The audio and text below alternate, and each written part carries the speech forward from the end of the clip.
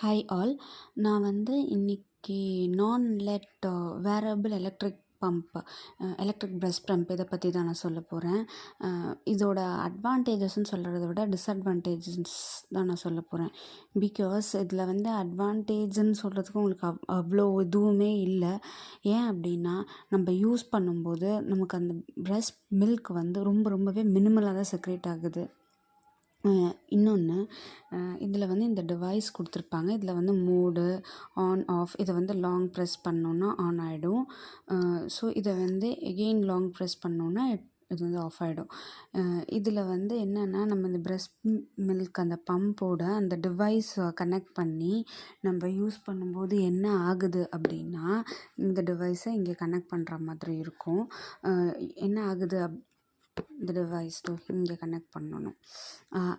என்ன ஆகுது அப்படின்னா, இந்த சைடில் இருக்குது இல்லைங்களா, இதில் நமக்கு வந்து மில்க் வந்து கிளாட் ஆகிடும்.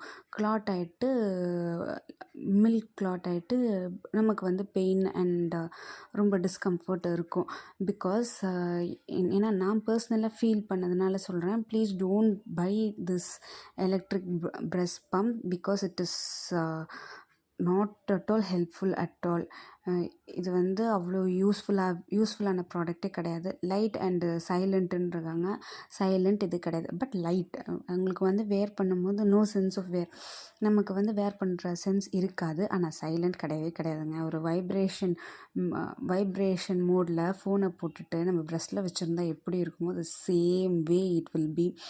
So I personally and humbly suggest to all the mothers, my personal opinion is that if you're buying this product, it's utter waste. Thank you all. I wanted to share my suggestion. That's why I wanted to share with you. And that's all. Bye bye.